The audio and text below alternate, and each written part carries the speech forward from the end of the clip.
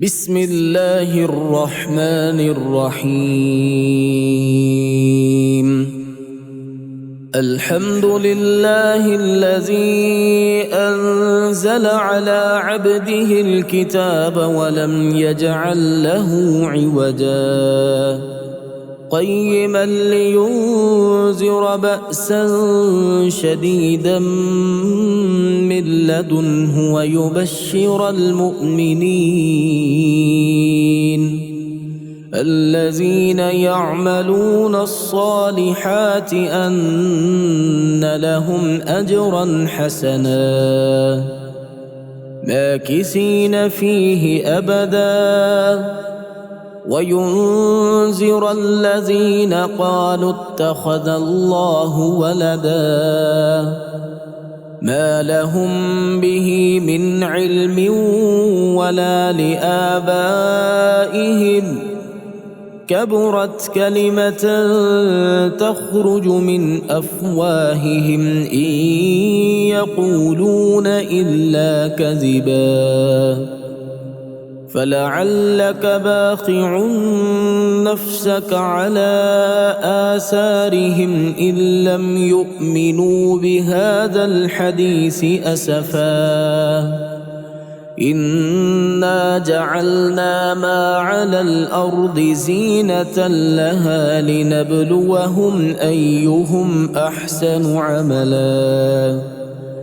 وإنا لجاعلون ما عليها صعيدا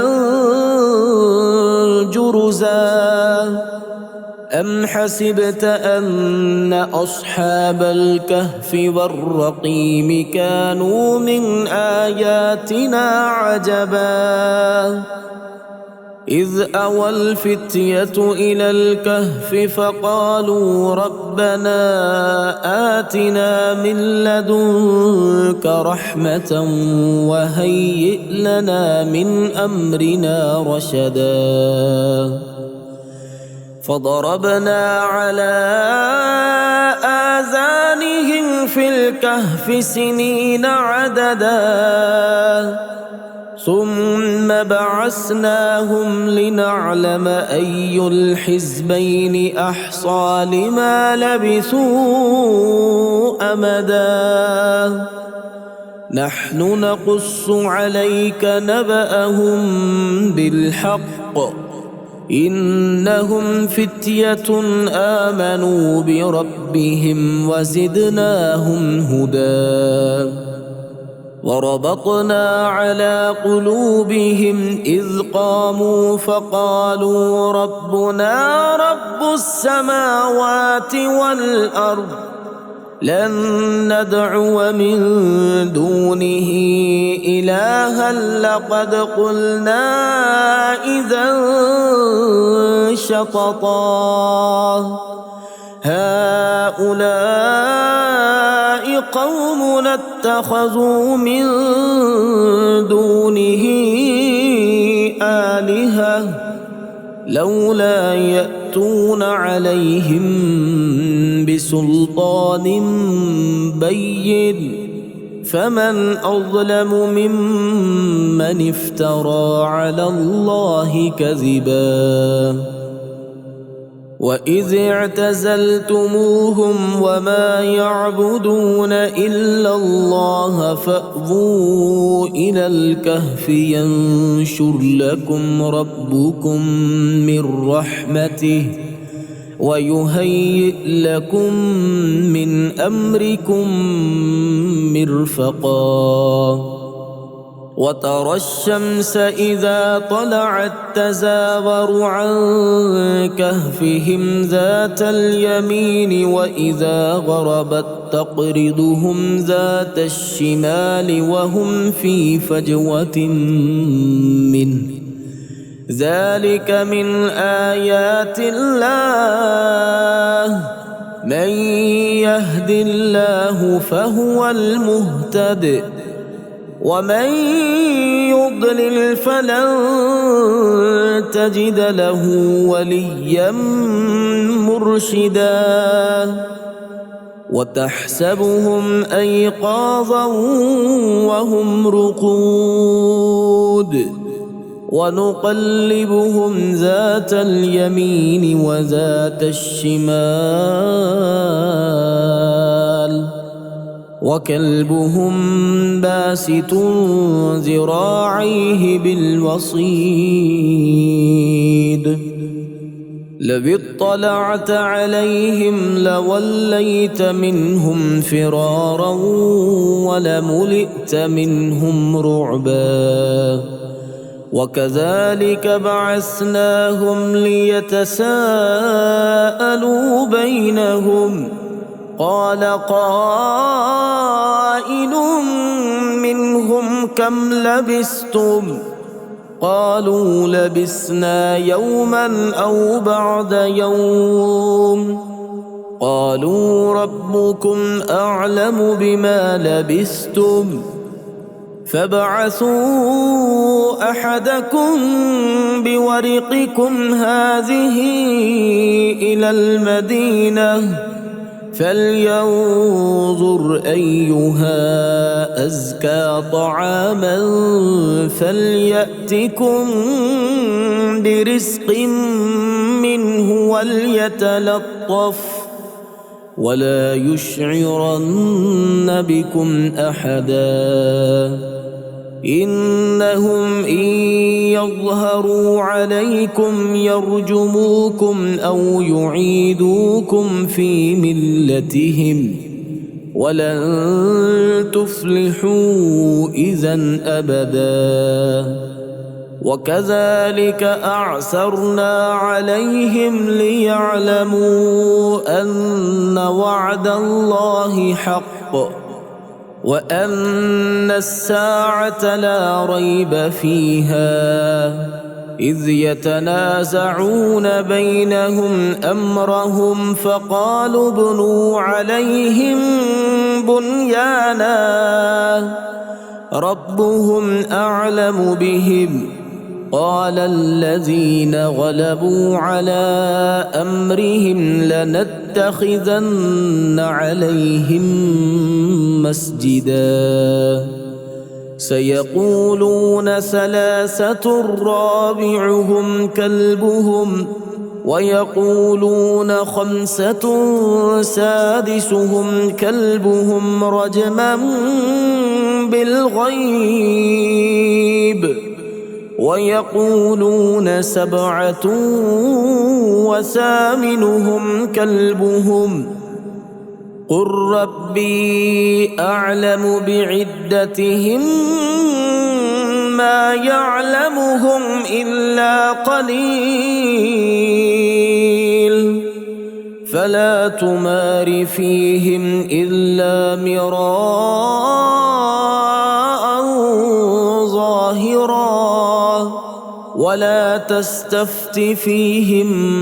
منهم أحدا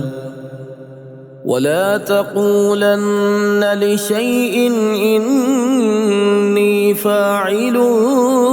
ذلك غدا إلا أن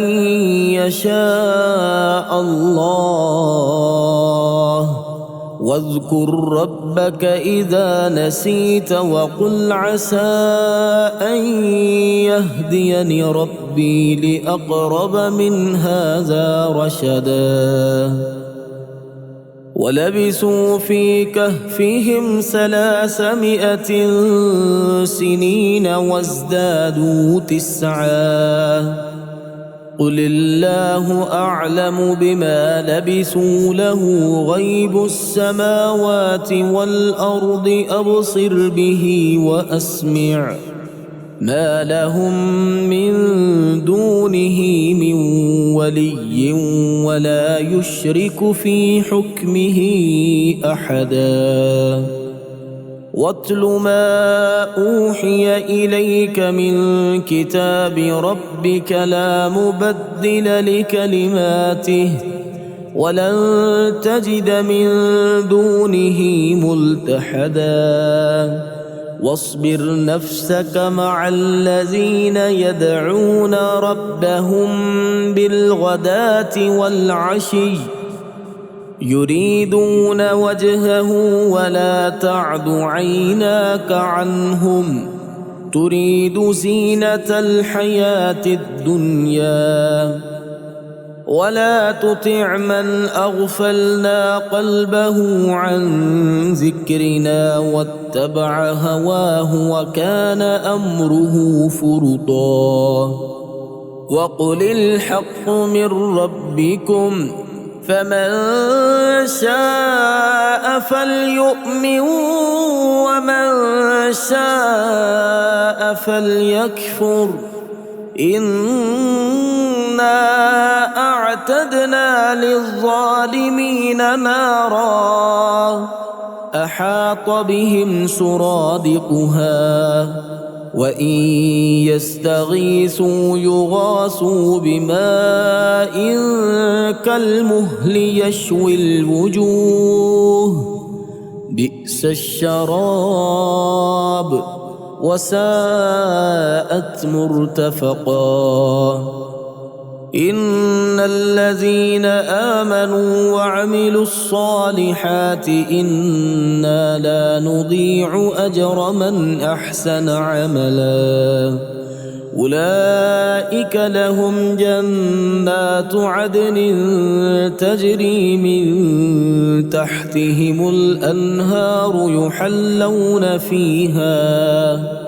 يحلون فيها من أسابر من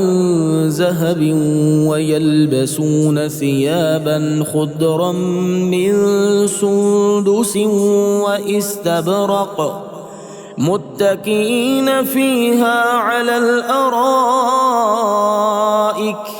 نعم الثواب وحسنت مرتفقا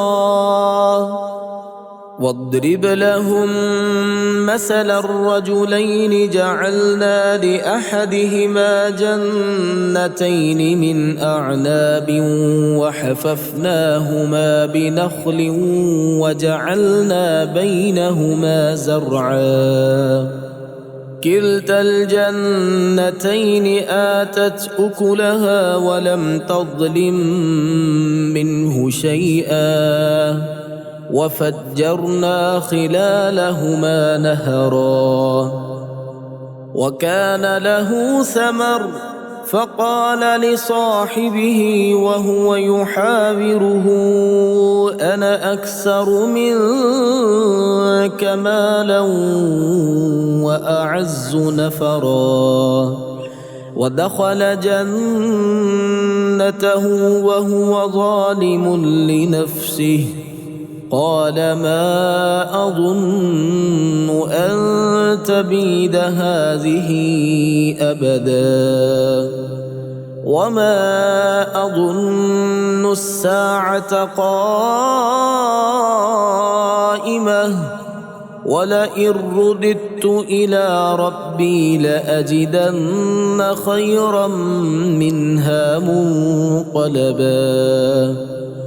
قال له صاحبه وهو يحاوره أكفرت بالذي خلقك من تراب ثم من نطفة ثم سواك رجلا لكن هو الله ربي ولا أشرك بربي أحدا ولولا إذ دخلت جنتك قلت ما شاء الله لا قوة إلا بالله إن ترني أنا أقل منك مالا وولدا فعسى ربي أن يؤتيني خيرا من جنتك ويرسل عليها حسبانا من السماء فتصبح صعيدا زلقا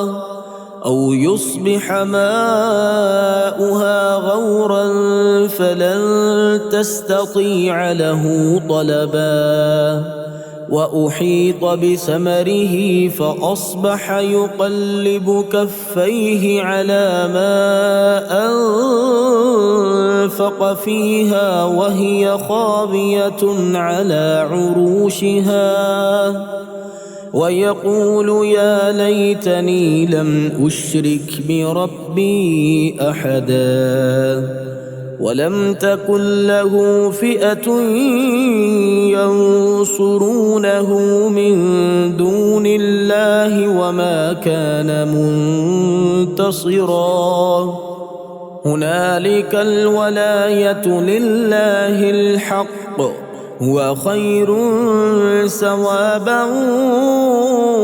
وخير عقبا واضرب لهم مثل الحياة الدنيا كماء إن أنزلناه من السماء فاختلط به نبات الأرض فأصبح هشيما تذروه الرياح وكان الله على كل شيء مقتدرا المال والبنون زينة الحياة الدنيا والباقيات الصالحات خير عند ربك ثوابا وخير أملا ويوم نسير الجبال وترى الأرض بارزة وحشرناهم فلم نغادر منهم أحدا وعرضوا على ربك صفا لقد جئتمونا كما خلقناكم أول مرة بل زعمتم أن لن نجعل لكم موعدا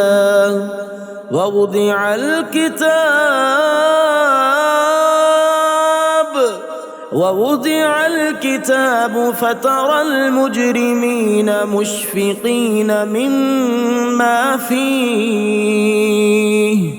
ويقولون يا ويلتنا ما لهذا الكتاب لا يغادر صغيرة ولا كبيرة إلا أحصاها ووجدوا ما عملوا حاضرا ولا يظلم ربك أحدا وإذ قلنا للملائكة اسجدوا لآدم فسجدوا إلا إبليس كان من الجن ففسق عن أمر ربه أفتتخذونه وذريته أولياء من دوني وهم لكم عدو بئس للظالمين بدلا ما أشهدتهم خلق السماوات والأرض ولا خلق أنفسهم وما كنت متخذ المضلين عضدا ويوم يقول نادوا شركائي الذين زعمتم فدعوهم فلم يستجيبوا لهم وجعلنا بينهم موبقا ورأى المجرمون النار فظنوا أنهم مواقعوها ولم يجدوا عنها مصرفا ولقد صرفنا في هذا القرآن للناس من كل مثل وكان الإنسان أكثر شيء جدلا وما منع الناس أن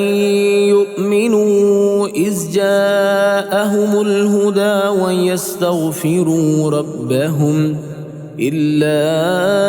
أن تأتيهم سنة الأولين أو يأتيهم العذاب قبلا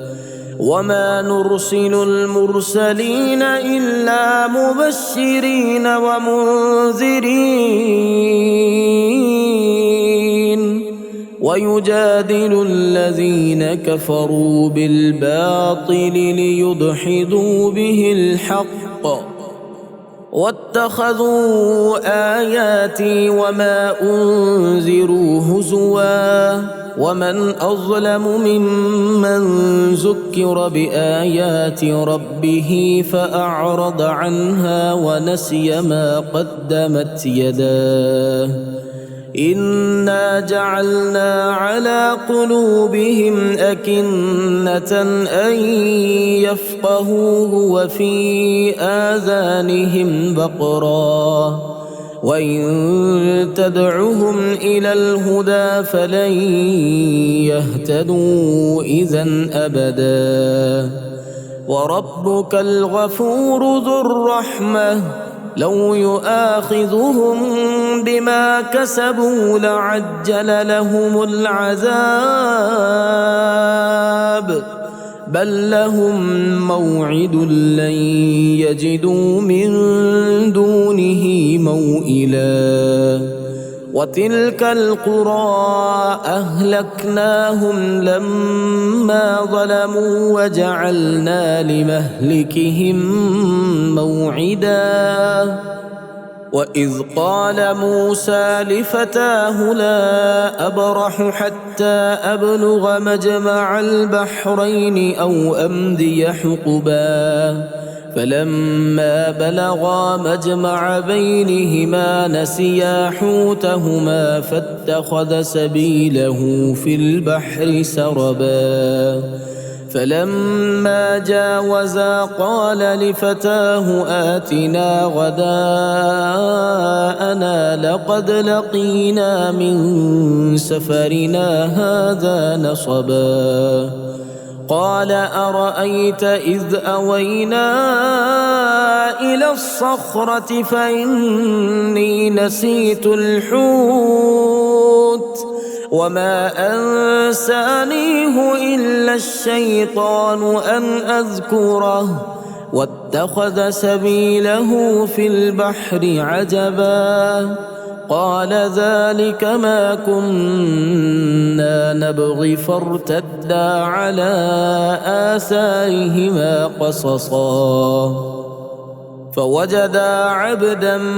من عبادنا آتيناه رحمة من عندنا وعلمناه من لدنا علما قال له موسى هل أتبعك على أن تعلمني مما علمت رشدا قال إنك لن تستطيع معي صبرا وكيف تصبر على ما لم تحط به خبرا قال ستجدني إن شاء الله صابرا ولا أعصي لك أمرا قال فإن اتبعتني فلا تسألني عن شيء حتى أحدث لك منه ذكرا فانطلقا حتى إذا ركبا في السفينة خرقها قال أخرقتها لتغرق أهلها لقد جئت شيئا إمرا قال ألم أقل إنك لن تستطيع معي صبرا قال لا تؤاخذني بما نسيت ولا ترهقني من أمري عسرا فانطلقا حتى إذا لقيا غلاما فقتله قال أقتلت نفسا زكية بغير نفس لقد جئت شيئا نكرا. قال ألم أقل لك إنك لن تستطيع معي صبرا. قال إن سألتك عن شيء بعدها فلا تصاحبني قد بلغت من لدني عذرا. فانطلقا حتى إذا أتيا أهل قرية استطعما أهلها فأبوا أن يضيفوهما فوجدا فيها جدارا يريد أن ينقض فأقامه. قال لو شئت لاتخذت عليه أجرا.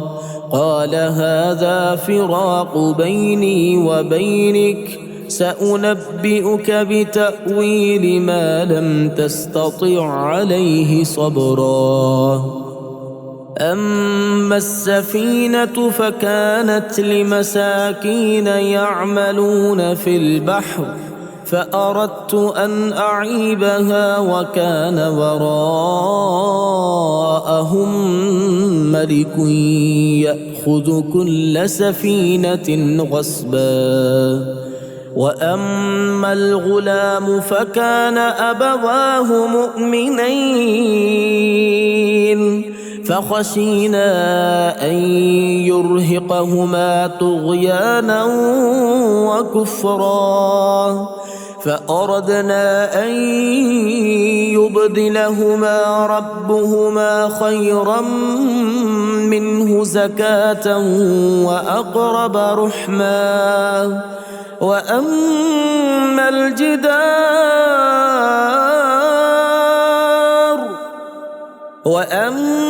الجدار فكان لغلامين يتيمين في المدينة وكان تحته كنز لهما وكان أبوهما صالحا فأراد ربك أن يبلغا أشدهما ويستخرجا كنزهما رحمة من ربك وما فعلته عن أمري ذلك تأويل ما لم تسطع عليه صبرا. ويسألونك عن ذي القرنين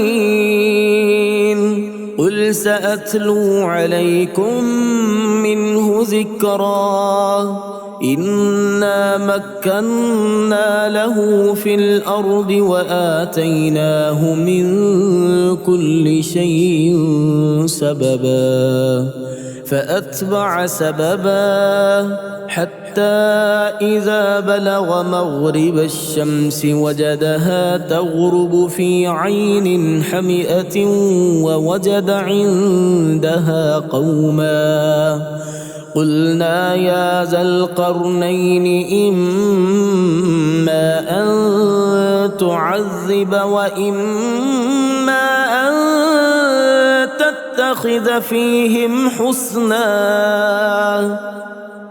قال أما من ظلم فسوف نعذبه ثم يرد إلى ربه فيعذبه عذابا نكرا. وأما من آمن وعمل صالحا فله جزاء الحسنى وسنقول له من أمرنا يسرا. ثم أتبع سببا حتى إذا بلغ مطلع الشمس وجدها تطلع على قوم لم نجعل لهم من دونها سترا كذلك وقد أحطنا بما لديه خبرا. ثم أتبع سببا حتى حتى إذا بلغ بين السدين وجد من دونهما قوما لا يكادون يفقهون قولا قالوا يا ذا القرنين إن يأجوج ومأجوج مفسدون في الأرض فهل نجعل لك خرجا على أن تجعل بيننا وبينهم سدا قال ما مكنني فيه ربي خير فأعينوني بقوة أجعل بينكم وبينهم ردما آتوني زبر الحديد حتى إذا ساوى بين الصدفين قال انفخوا حتى إذا جعله نارا قال آتوني أفرغ عليه قطرا فما استطاعوا أن يظهروه وما استطاعوا له نقبا قال هذا رحمة من ربي فإذا جاء وعد ربي جعله دكا وكان وعد ربي حقا وتركنا بعضهم يومئذ يموج في بعض ونفخ في الصور فجمعناهم جمعا وعرضنا جهنم يومئذ للكافرين عرضا الذين كانت أعينهم في غطاء عن ذكري وكانوا لا يستطيعون سمعا أفحسب الذين كفروا أن يتخذوا عبادي من دوني أولياء إنا أعتدنا جهنم للكافرين نزلا قل هل ننبئكم بالأخسرين أعمالا الذين ضل سعيهم في الحياة الدنيا وهم يحسبون أنهم يحسنون صنعا أولئك الذين كفروا بآيات ربهم ولقائه فحبطت أعمالهم فلا نقيم لهم يوم القيامة وزنا ذلك جزاؤهم جهنم بما كفروا واتخذوا آياتي ورسلي هزوا إن الذين آمنوا وعملوا الصالحات كانت لهم جنات الفردوس نزلا خالدين فيها لا يبغون عنها حولا قل لو كان البحر مدادا لكلمات ربي لنفد البحر قبل أن تنفد كلمات ربي ولو جئنا بمثله مددا قل إنما أنا بشر مثلكم يوحى إلي أنما إلهكم إله واحد فمن كان يرجو لقاء ربه فليعمل عملا صالحا ولا يشرك بعبادة ربه أحدا.